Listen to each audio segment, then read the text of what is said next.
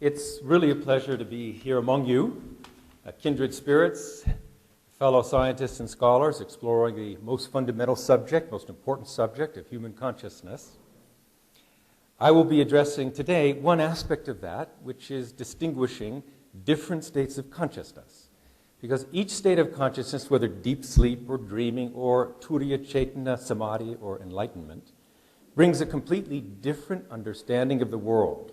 And oftentimes at these conferences we're hearing different expressions of truth, which appear to be superficially contradictory. It's because those expressions of truth are being spoken from different states of consciousness. And the important point is that reality is different in different states of consciousness. I will give a brief description of the nature of consciousness, which will be a subject of deeper exploration tomorrow, and especially higher states of consciousness. And I'm going to start with a modern scientific perspective on the nature of reality that has emerged from quantum physics, especially over the past quarter century. And the basic realization is that the universe is structured in layers of creation, from superficially diverse to fundamentally unified. As physics has explored deeper and deeper levels of reality, from the macroscopic to the microscopic to the submicroscopic, a simpler picture presents itself, and surface complexity gives way to underlying simplicity. The exploration of the natural world began with the study of the macroscopic world of classical mechanics, the sensory world in which we're embedded, leading ultimately to the discovery of the microscopic world of atoms and molecules, the domain of quantum mechanics. And then the smaller world of subatomic particles and subnuclear particles, which are governed by a completely different but related theory called quantum field theory, or relativistic quantum mechanics, leading ultimately to super unified field theories, or completely unified field theories based most successfully on the superstring. These different levels of reality are not just progressively smaller, they are qualitatively completely different. Worlds within worlds within worlds. Each of these deeper worlds has its own language, its own logic, its own mathematics. And it requires a completely different framework, mathematical framework, to give expression to deeper and deeper levels of reality. Without going deeply today, maybe more tomorrow, into the mathematics of unity, let me give a qualitative description of the structure of reality presented by today's theories. We have the unified field, which is the fulfillment of Einstein's lifelong dream to discover the unified source of the diversified universe, to discover the unified fountainhead of all the different streams of energy and intelligence, all the different laws of nature governing the universe. At its core, at its foundation, this is a Lorentz invariant that is eternally non-changing, unbounded ocean of intelligence. Pure, abstract existence. But due to the quantum principle, or uncertainty principle, dealing with such a fundamental scale of nature's functioning, quantum mechanics guarantees that this field is a field of intense dynamism, an intensely dynamic and energetic field. It's called vacuum energy. And because of this vacuum energy, this universal field is in a continuous state of upheaval. That is, it is unchanging at its source, Lorentz invariant, immortal, but emerging from it is a dynamism and activity, as you can see drawn here, much like ginger ale effervesces bubbles. Now, these bubbles aren't bubbles of ginger ale, actually. They are called superstrings.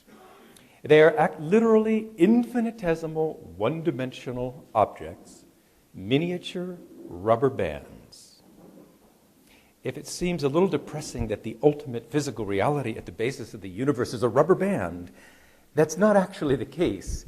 It is this ocean, a universal, unbounded ocean of intelligence that percolates rubber bands. And rubber bands have a more interesting internal life than the life of a particle, because a particle can't do anything but move.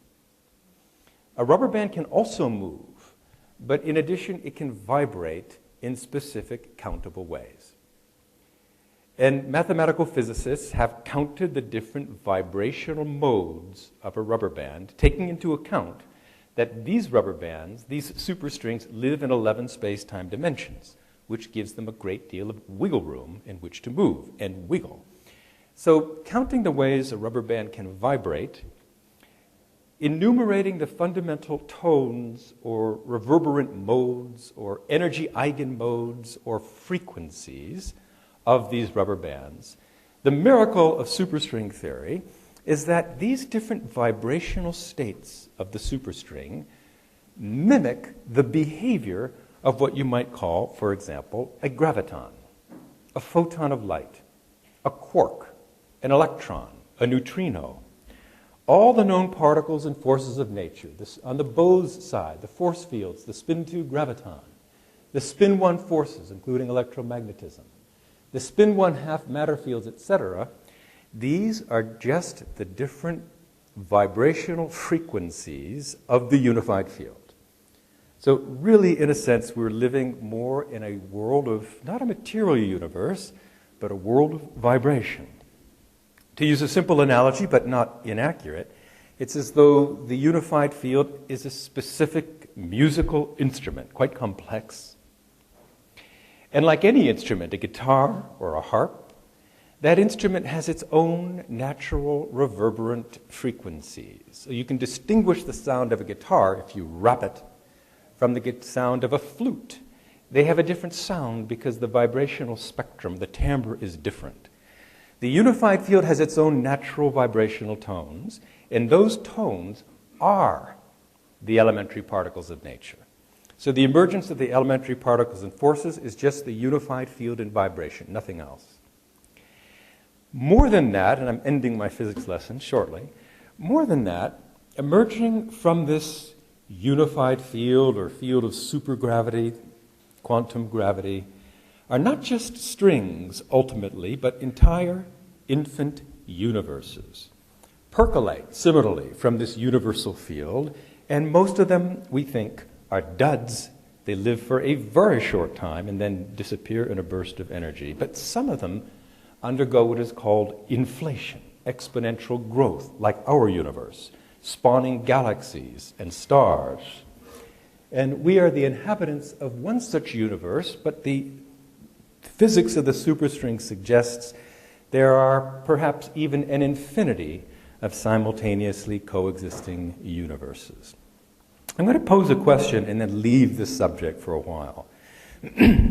Is this ocean of pure dynamic intelligence, pure self-interacting intelligence, is it a field of death from which the universe comes?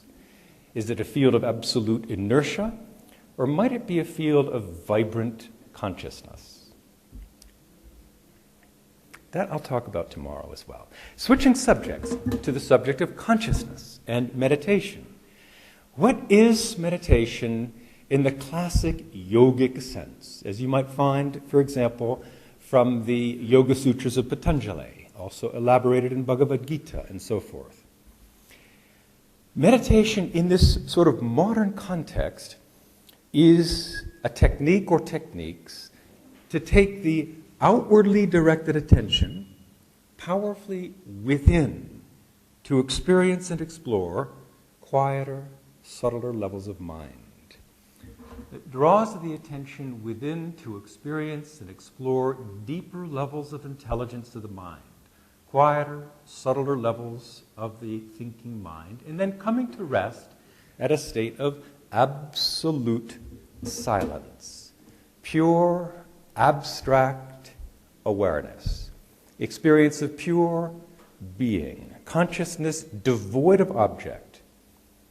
You could say consciousness devoid of attention, because attention is really a sharply focused, localized beam of consciousness. The process of meditation is withdrawing the attention from the objects of the senses, or from specific thoughts, to relax and expand and withdraw the attention, which becomes increasingly abstract, less and less rigidly bound, and increasingly abstract and expansive and extract and expansive until unbounded awareness is experienced.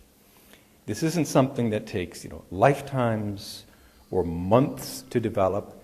It happens in a matter of minutes with proper instruction as described in the yogic texts. However, some months of practice actually do help in making the process more effortless.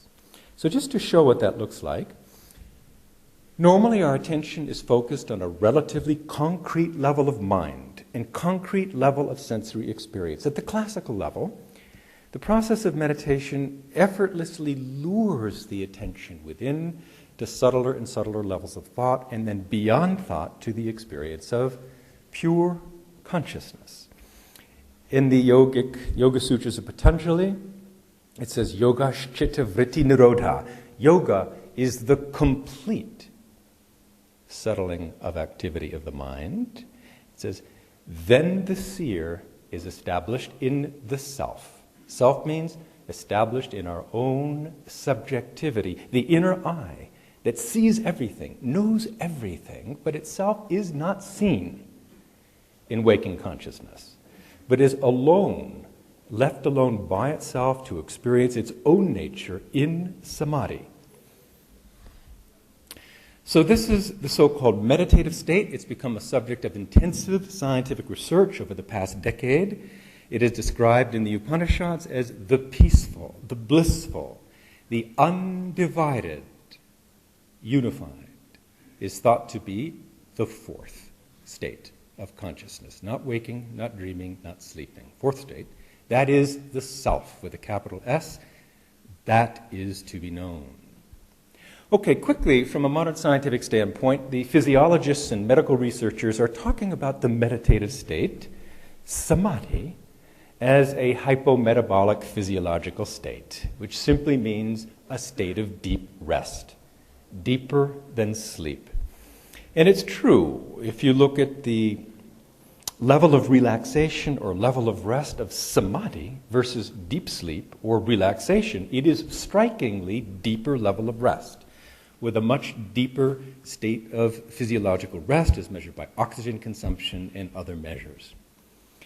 And doctors, of course, have taken a keen interest in this, and the National Institutes of Health have awarded our institution $28 million so far to do research in the physiology of samadhi, because that state of samadhi is a far deeper state of rest and far more effective at reducing what is called stress or trait anxiety than normal rest or conventional relaxation. Even what is conventionally called meditation, if by that you mean something to do with thought or visualization or concentration, which may be useful in its own way, but is not the meditative state. Reducing stress, of course, reduces stress-related illness like high blood pressure, even reduce diabetes, which, like most diseases, are caused or complicated by stress. It clears clogged arteries. And perhaps finally, and most importantly, it markedly promotes longevity and reduces very substantially killers like heart attack or stroke. This is, I think, the biggest and I think most important study ever done in the world of complementary medicine or mind-body medicine. It's a 9-year National Institute of Health funded study on transcendental meditation, and rates of death and heart attack and stroke. And this is a very striking reduction in heart attacks among carefully controlled populations, both taking medicines and both on an exercise and diet regimen. But the meditation group dropped 2/3 in the incidence of heart attack, stroke, and death. It was found to be more important than the medicine or the diet or the exercise in preventing heart attack. The reason I'm mentioning any of this today is just to emphasize that samadhi is real. It's not self-hypnosis. It's a very profound physiological state. And this is big news. This made news all over the world. More interesting, I think, more important for today, is the effect of samadhi on the brain and brain development. Again, if we just look at what the technique of transcending or yogic meditation does, it again leads the mind to experience deeper and deeper, subtler and subtler levels of thought, transcending the finest impulse of thought to experience absolute abstraction, pure, unbounded awareness without content. Each level of functioning of the mind, from superficial, this has to do with, we heard a little bit about it this morning, gaining knowledge and cognitive processing, acts of attention.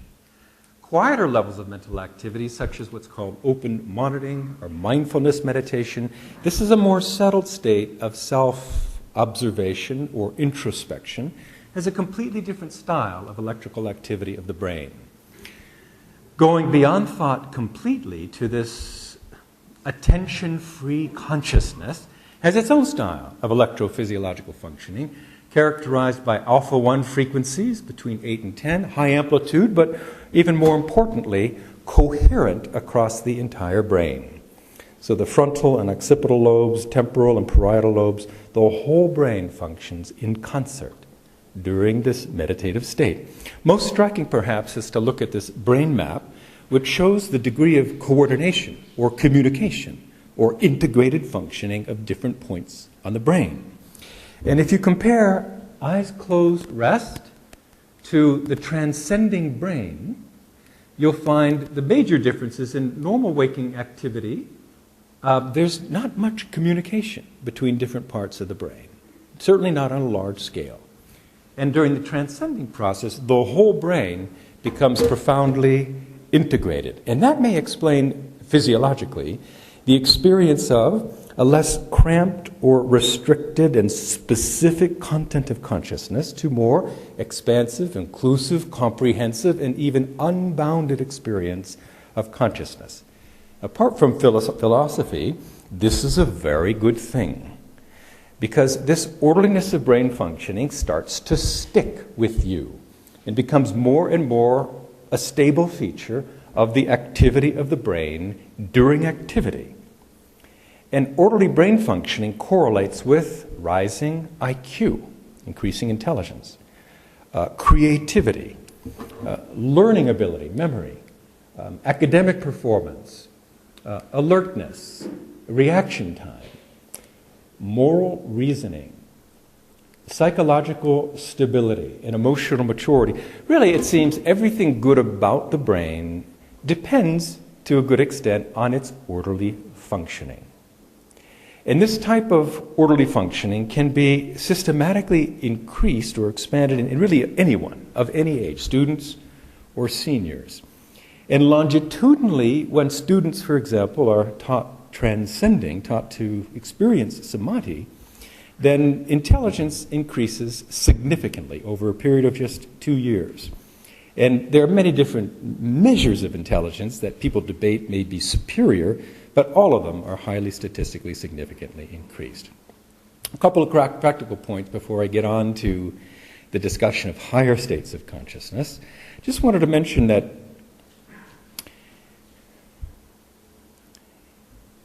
in our stressed society, and the effects of stress generally can shut down the activity in the prefrontal cortex. Under acute stress, the prefrontal cortex essentially shuts down, shunting blood and activity to the remainder of the brain, sometimes called the higher brain and primitive brain.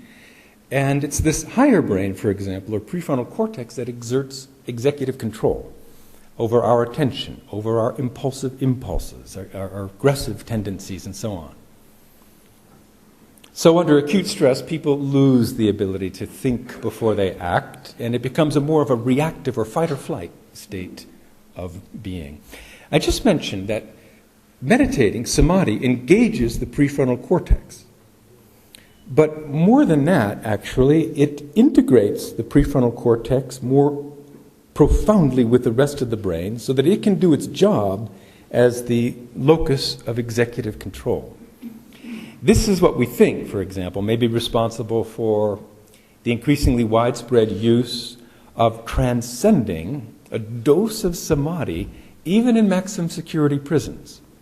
Many, many, many of them, and of course by now a great deal of research showing that even violent felons, maximum security prisoners, can achieve rehabilitation, which means they don't go back to jail upon release, and other applications. This is very big today in the U.S. military, the Department of Defense, and the Veterans Administration. They're starting to discover that the terrible epidemic of post-traumatic stress, which means the effect of the ravages of war stress on individual behavior, this can lead to what is called post-traumatic stress disorder, which involves a constant excitation of the amygdala or fear center. And when the fear center is hyperactive, then everything is filtered through that screen of fear. Everything seems to be perceived as a threat, hypervigilance, insomnia. And people deaden that experience when they can with alcohol and drugs, but it's a temporary fix at best. But the functional MRI shows that samadhi quiets very quickly. One meditation can unfreeze, unstick the amygdala and cools that part of the brain, the amygdala and the surrounding basal ganglia subcortical structures, and reflows the blood to the higher brain. These are quite striking changes, and the application now by the military is becoming very widespread. It's an interesting concept to think of soldiers experiencing samadhi, what the effect might be on a soldier of that. But then you think of Arjuna on the battlefield, and it turns out that historically, traditionally transcending was a knowledge technique that was typically given first to the rulers of society and the protectors of society, the kshatriyas. So I don't think any harm will come from this. And finally, I'll mention, just in terms of a very recent development, the effects of stress on learning and what's called ADHD, or attention deficit disorder, is also epidemic. I know in America and perhaps the world, millions and millions of children on drugs to reduce ADHD. But the big news in this story and many others that have been published since is, again, just maybe 12 weeks, 10 to 12 weeks of twice daily meditation and the transformation in the orderly functioning of the brain, at least in terms of this measure of global alpha coherence, is quite profound. And the symptoms of ADHD disappear. And it's because of that, I suspect, that more and more schools, over 400 now in the United States, involving over 1 million students, are learning samadhi as part of the academic curriculum. And all of San Francisco, for example, schools, public schools, have incorporated yoga, meditation, or transcending into the curriculum. And this is, I think, a very exciting development. Back to my topic. The structure of higher states of consciousness. Well, the fourth state of consciousness, samadhi, is very simple. It is, in fact, absolute simplicity. All of the relative world of change and duality and duplicity completely transcended. The whole outer world is gone. And for those short minutes, one has established an absolute immortality of absolute non-change, pure, abstract, content-free consciousness. Some of the quotes that describe it, of course there are millions of quotes today because there are many, many practitioners, but looking back to the literature like the Upanishads, here's some beautiful quotes. The fourth condition, fourth state of consciousness is Atman, in his own pure state, the awakened life of supreme consciousness. It is neither this nor that, nor waking, nor semi-conscious, nor sleeping consciousness. It cannot be seen or touched. It is above all distinction, beyond thought, and ineffable. And this is important. In the union with Him, in the experience of that, is the supreme proof of its reality. It is peace and love. One of the problems, I'm even talking about samadhi, is that if one isn't familiar with the experience, it tends to be hopelessly abstract. What in the world is he talking about? Because in waking consciousness, by definition, we are always aware of something. From the moment the alarm clock goes off in the morning, we realize, oh gosh, I'm late for work. From that moment on, you're aware of this and that and this and that and him and her until you collapse in exhaustion, in sleep at night. And that's waking experience, almost by definition. So the idea of consciousness without content, pure, self-aware being, is abstract. But I've also found that people who don't know that they've actually experienced it often have a sense for it, and should. It's right underneath our nose. It's right behind the eyes. It is the inner subject. It is our own inner self. Now, the fourth state of consciousness is not enlightenment.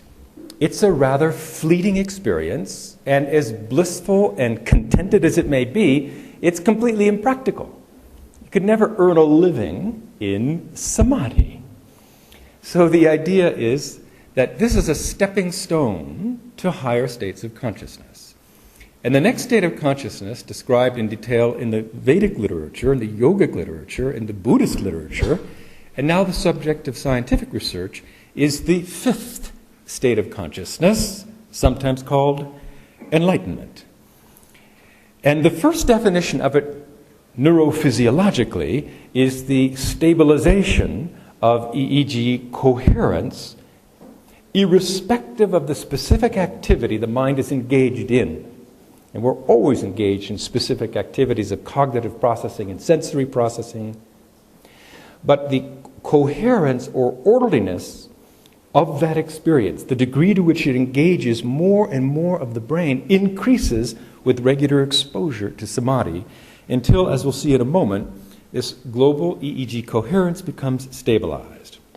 As it says here in the Yoga Sutras, yoga, samadhi, becomes a well-founded state, an established state, when it has been respectfully and uninterruptedly cultivated for a long time. This doesn't happen typically in weeks or months, years perhaps. But let's look at that. I wanted to just show you just an excerpt of some studies that we have done, past and present. This is the brain during samadhi.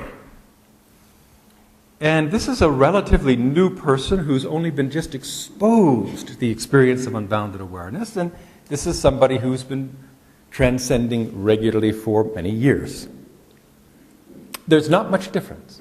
In both cases, the novice and the expert, you see during transcending what we call this high amplitude alpha 1 global EEG coherence, meaning if we could stretch it out, we would see that there is a synchronous activity seen throughout the whole brain during periods of transcendental consciousness, sometimes fleeting experiences, but very easy to see.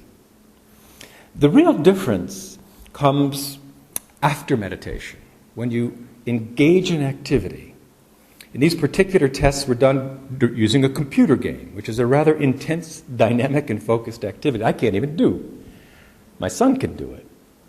And the difference there is that in activity, the neurophysiology of transcending, the EEG, the global EEG coherence, remains steadfast. And subjectively, the experience is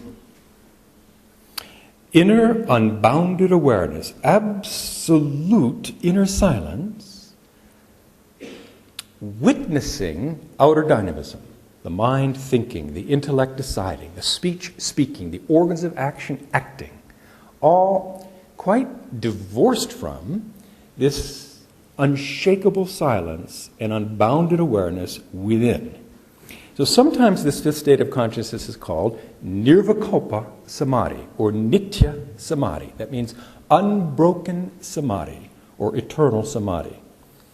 And it's not just that samadhi persists in enlightenment during waking activity, but during deep sleep and dreaming. We have these quotes from Yoga Vasishta. He is awake, but enjoys the calmness of deep sleep. Or he is awake in deep sleep. Is that a reality? Is it a scientific reality? Yes, for those subjects who are reporting stabilized samadhi in activity, nirvikalpa samadhi, you see the EEG of sleep superimposed on the EEG of transcending. I think we can see it a little more clearly in this simplified diagram.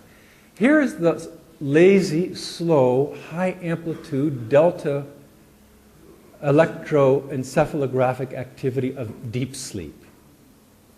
Here is the high amplitude, coherent alpha 1 activity of transcending, samadhi. Here is somebody witnessing sleep, mind and body fast asleep, but I am awake to the eternal silence of myself. And there you also see the brainwave activity of sleep, but you can also see, if you look closely, perhaps here, the simultaneity of the EEG of transcending. So there's some neurophysiological reality to the ancient and modern experience of pure consciousness, along with activity and along with sleep. Now, the infusing of orderly brain functioning, stabilizing orderly brain functioning, again, is a good thing. It is associated with higher intelligence and creativity and so forth. Among top executives, what distinguishes, for example, world-class athletes, gold and silver medal winners, from people who qualified but didn't win, is not so much the muscular structure, because they're all in terrific athletic shape. But a real difference comes in the brain activity, the degree of orderliness of brain functioning. Same if you compare top-level managers with mid-level managers. The real difference comes in the orderliness of brain functioning. And that same property is found very strongly in these long-term meditators who are reporting signs of enlightenment. Enough about the neurophysiology for a moment. A few things that we have to say when we're talking about enlightenment. It is, after all, an experience of life, a completely transformed experience of life. It is described as a state of self-realization, because now for the first time we realize the nature of the self as universal, unbounded, immortal, bliss. It's called a state of liberation. And again, that's simply due to the nature of it, the structure of it, as we see here. The structure of samadhi is the self alone, pure consciousness by itself. When pure consciousness gets stabilized to coexist with waking activity, sensory activity, cognitive processing, we have all the activity of the senses and all the activity of thinking and cognitive processing and calculating and planning. It has not changed much from the unenlightened condition called waking consciousness. But now the light inside is on, and you can never turn it off. Neither deep sleep nor anesthesia, interesting point I think, seems to touch this inner sense of self-luminance, inner immortality of the self. Now, under anesthesia, time passes instantly, and you're out. Because there's no cognitive processing, there's no way to measure the passage of time, but that continuity of being seems to be completely unshakable. But why this is called liberation is because the outer activity of thinking and successes and failures and loves and heartbreaks and everything that throws us all around is still taking place, a little more graceful, perhaps a little more elevated, but it's still happening. But inside, we are completely invulnerable to it, absolutely untouched by it. In a sense, it's a state of inner invincibility. And it's called liberation because, I'll share a quote in a moment from the Buddha and a Buddhist disciple, because before the inner light of consciousness, pure consciousness, is turned on, we are victims of our experience. We have delicious gulab jamun. Life is good at that moment, because at that moment, as we experience gulab jamun, that really is the sole content of life. And we don't miss the fact that we are immortality, bliss eternal inside, because at least the outside is good.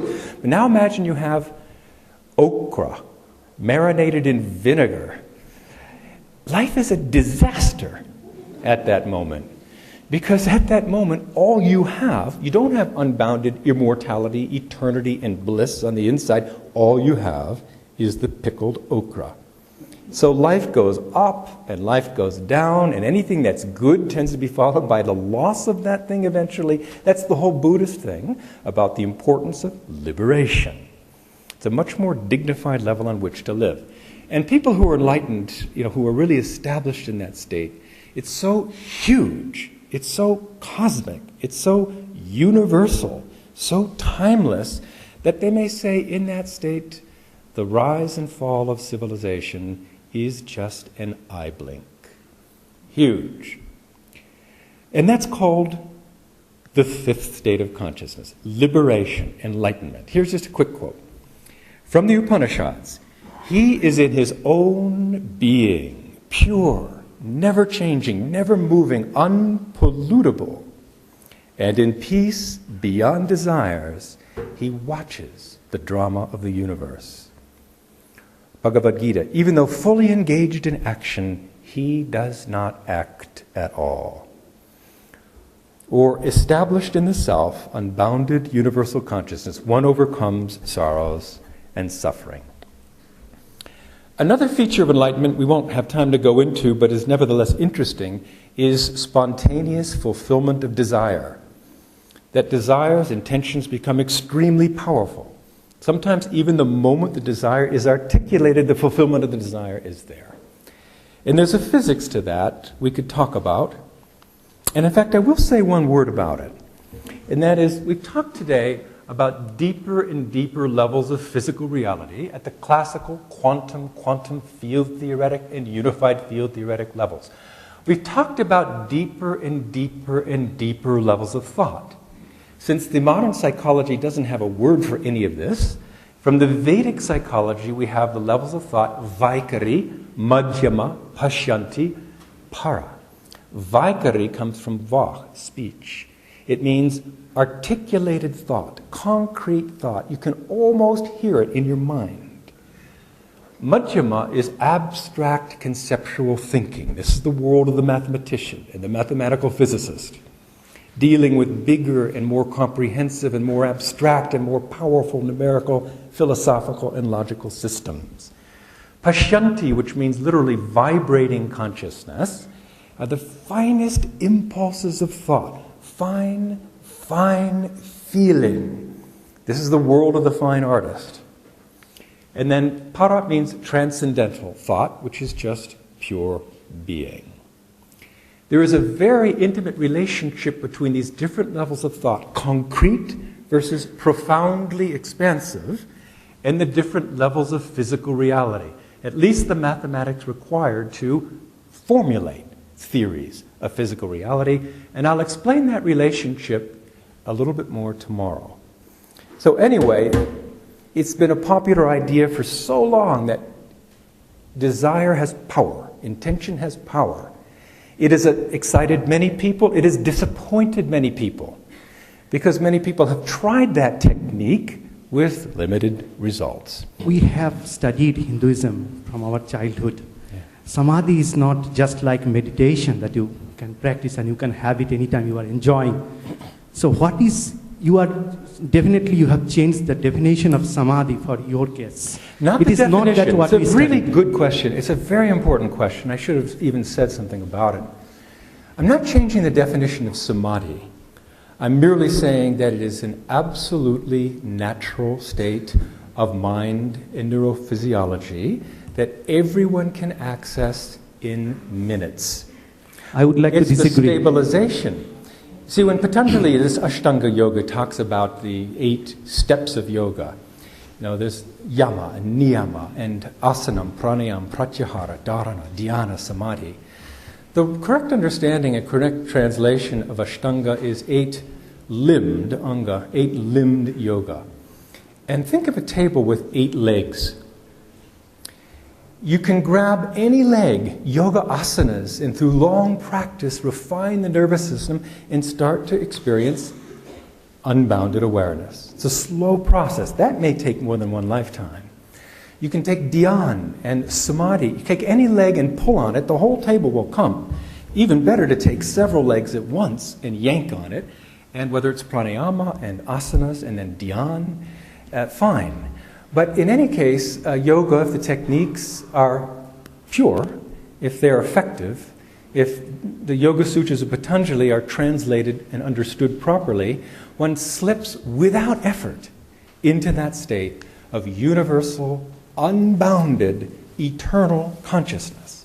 It's abstract, it may come like a flash and then you're out of it, but repeated experience, it becomes more and more stable, more and more clear. So samadhi is also a path to nitya samadhi, nirvikalpa samadhi, enlightenment. It is a technique for enlightenment and a very powerful one. So I would like to make just a small comment and I would like to finish. Yep. I would like to say something from Vivekananda's text, the way we were taught what is samadhi. And he said that if you want to concentrate your mind at a particular point, normally human being cannot concentrate more than 4 or 5 seconds. But you can concentrate up to 12 seconds at a particular single point. It is called one dhyan, or you can say in English, meditation. I don't know about English, but in Sanskrit you say dhyan. But the yogi can do 5 dhyanas at a time. And then that means approximately 5, 12, 60 seconds. So if you can do 12 dhyana, 12 meditation, that is 144 seconds, that is samadhi. So there is, in Vedas it is called Saptabhumi. So it starts from 6 to 12 dhyanas. Yeah. So it is completely different definition that you have presented. No, sorry. It's not a different definition. It is a classic misunderstanding. And let me explain the misunderstanding. Samadhi has nothing to do with concentration.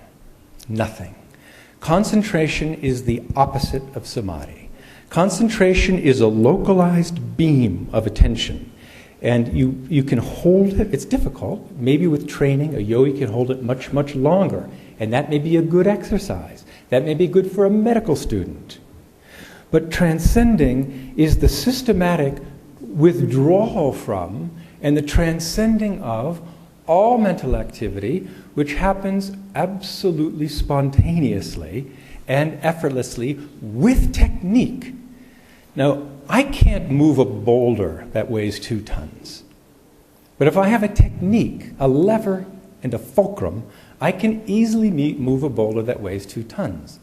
The techniques for transcending in the Yoga Sutras of Patanjali, and I defy you to translate it, are subtle. And those techniques have been not so available for a long time.